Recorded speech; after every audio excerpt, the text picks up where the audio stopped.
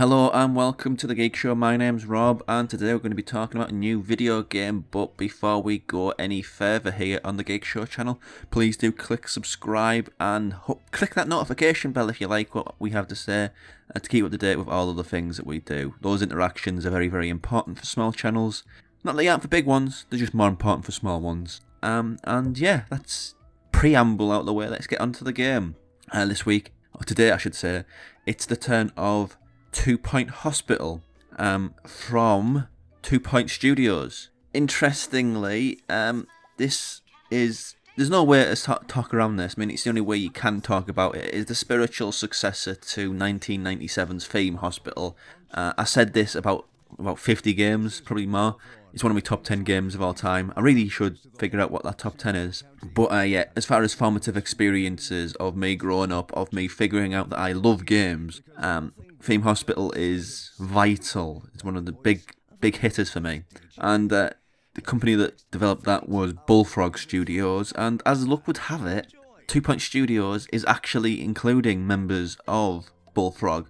So as far as companies picking up the baton of a franchise long dead and reviving it for a new generation or a nostalgic old generation, this is probably the best way to do it. Because I do recall a few years ago, there's a review here on the channel actually, of a new version of Micro Machines. Now I don't know who was involved in that, but when you look at the old Micro Machines on the Sega Genesis or the Mega Drive if you're here in the UK or Europe, that game was very much of a type, and the reiterated version, a new version for a new generation, it lost the soul of what made that game a magical couch co-op title. Where in the case of 2 Point Hospital, it's not someone reinterpreting something done by somebody else. It's basically the same people picking up a baton that was left alone a long, long time ago and just doing it again. If you've not played it, it's a facilities management game in which you take control of a hospital and you have to hire the staff, you have to cure patients, and you have to develop it and your staff. Running it as well as you possibly can is the most simple way of doing it. But at the same time, it has a very, very silly, I guess would be the best way to describe it, sense of humour. As you play the game, there is a radio station playing overhead, 2 Point Radio I believe it's called, and a lot of the time it'll have innocuous lift music, which is perfectly pleasant to listen to while you're playing to this, but every now and again it'll have an interjection where a radio DJ will come on and will say something incredibly outlandish and self-effacing and very, very silly. I guess the closest, it's very British sense of humour, I think would be the easiest way to describe it. Oh, well, yeah, let's not dig myself into a hole of trying to describe what comedy is like. You know, if you like comedy and the stuff which is happening on screen, if you like that sense and style of comedy, it's pointless me over explaining it.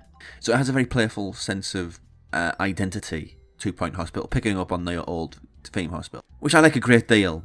And it's kind of self-explanatory, really. I mean, if you played a theme game, if you played a facilities management game, it's about making sure that you have the money to do what you need to do, develop what you need to do, make sure you don't do badly enough at anything where everybody dies. But at the same time, it's not a game-ending thing to have your patients die. It's part of the infrastructure of how roles work. Say somebody dies in treatment, they become a ghost, and you have to have a janitor who's able to exorcise the ghosts. It's that sort of flexible play style, really. The way the main mode works, so it's not just one hospital. Each new hospital you set up as part of the 2 Point Hospital chain of hospitals will teach you something differently. So the first one is just about the basics of administration. The second one, you are introduced to the concept of making new facilities, buying properties to expand what you have, the buildings you have. And the third one introduces therapy, basically. The fourth one, training, and so on and so forth. It expands out, so you're constantly seeing new aspects of the game. And as well as that, you develop, when you're successful in certain goals, you'll open new types of room, which opens new types of treatment. Take for example, Pandemic. sounds dreadful, but it's just a lot of people coming in who've got pans stuck on their head. So, and then there's like clown, turning people, or curing people from being clowns, and it just, the treatment's expanding, it's very pun-based, so it's just fun. But it's fun in the way, I mean, we've had an Impossible Mission, formerly known as Press X video, where we talked about this style of game, where we mentioned the fact that this style of game is the scariest in the world. Not because it's spooky or anything like that, more in the sense of you can play it. It's classic example. I'll talk about how I played it. Yesterday, I thought I'll put it on for an hour, refresh myself before I review it today. It was about 6 o'clock. I finished, looked at the clock, and it was 11. I thought, oh hell, that's not good.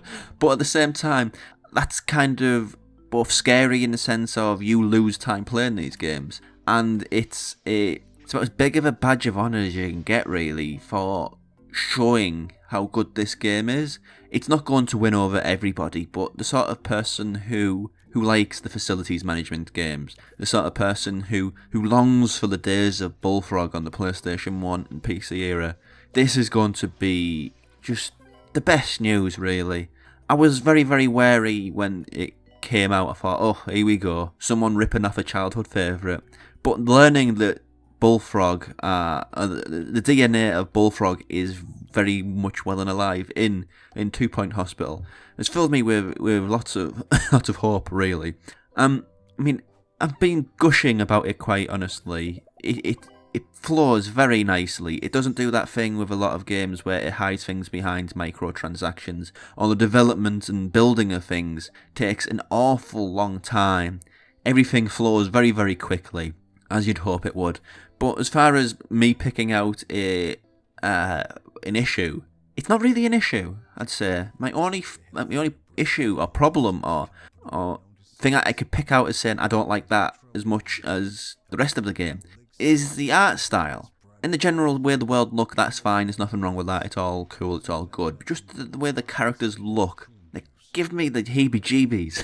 So, as far as this being the scariest games of all time, yeah, look at the characters, they freak me out. But that's me being really pernickety.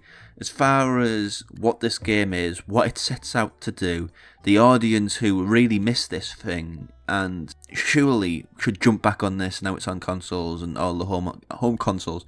As far as appealing to that, I can't really think of anything that's negative to say. It's just everything I hoped it would be and more. And for a gamer who's a bit long in the tooth and who thinks they've seen everything, to see something that just brings you back to the child that you used to be and why you fell in love with games. There's not enough of that out there. There's an awful lot of negative and not a lot of positive. And as far as I'm concerned, as far as 2020 goes so far, 2 Point Hospital is one of the big positives, and a big bravo have to go to Sega for publishing this. So thank you very much, Sega.